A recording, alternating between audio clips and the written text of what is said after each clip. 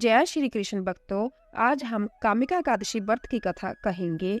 कामिका एकादशी व्रत के दिन भगवान विष्णु की विधि पूर्वक पूजा करने से अकाल मृत्यु का डर नहीं होता और व्यक्ति को सारे पापों से मुक्ति मिलती है। श्री युधिष्ठिर ने कहा, हे केशव, आपने यह आषाढ़ माह के शुक्ल पक्ष की देवशयनी एकादशी की कथा कही। अब आप कृपा करके श्रावण माह के कृष्ण पक्ष की एकादशी का नाम तथा गुण वर्णन कीजिए। श्री कृष्ण जी ने कहा, हे राजन, एक बार नारद जी ने भी पितामह ब्रह्मा जी से यही प्रश्न किया था।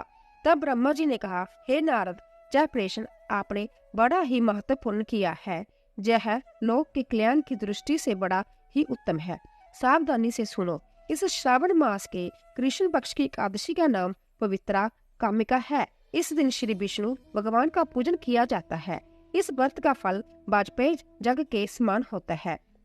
जो मनुष्य शंख, चक्र, पद्म, गदाधारी भगवान विष्णु की पूजा धूप, दीप आदि से करते हैं, उन्हें गंगा स्नान से भी अधिक फल मिलता है।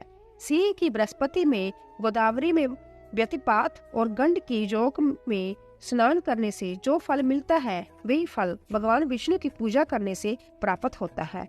हे नारद जी, संसार में विष्णु भगवान की पूजा का फल सबसे अधिक है। यह श्रावण माह की कृष्ण पक्ष की पवित्र एकादशी के व्रत के बराबर है। अंत्य जो मनुष्य विष्णु भगवान की पूजा ना कर सकते हो, तो वह इस पवित्र एकादशी का व्रत करे तो वही फल प्राप्त होता है। आभूषणों से युक्त बछड़े सहित गाय के दान करने से जो फल मिलता है, वही फल पवित्रा का व्रत करने से मिलता है। अंत्य यह पवित्र एकादशी का व्रत अवश्य करना चाहिए।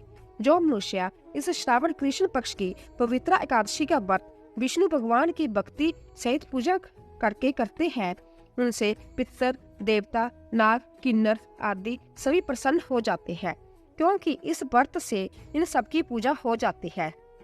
इस व्रत के प्रभाव से समस्त पाप नष्ट हो जाते हैं। संसार में फंसे हुए प्राणी के लिए समस्त पापों से छूटने के लिए पवित्र एकादशी के व्रत के अतिरिक्त उत्तम उपाय दूसरा कोई भी नहीं। संभ्या भगवान ने भी नारद जी से अपने मुख से कहा है कि मनुष्य को अध्यात्म विद्या से जो फल मिलता है, उससे अधिक फल पवित्र एकादशी का व्रत करने से प्राप्त होता है। इस पवित्र एकादशी के व्रत के प्रभाव से मनुष्य कुयोनि को प्राप्त नहीं होता और उसके प्रभाव से सीधा स्वर्ग को प्राप्त करता है।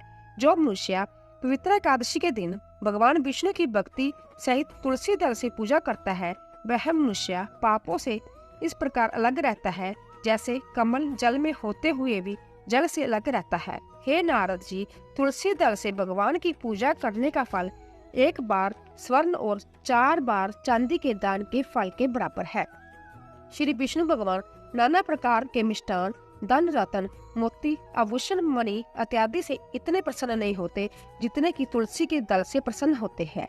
इसीलिए तुलसी दल से भगवान विष्णु की पूजा करने वालों के समस्त पाप नष्ट हो जाते हैं। हे नारद जी, मैं संभ्या भगवान विष्णु तथा उनकी प्रिय तुलसी जी को नमस्कार करता हूँ, क्योंकि तुलसी जी के दर्शन करने से ही मनुष्य के समस्त पाप नष्ट हो जाते हैं और स्पर्श करने से प्राणी मात्र पवित्र हो जाते हैं।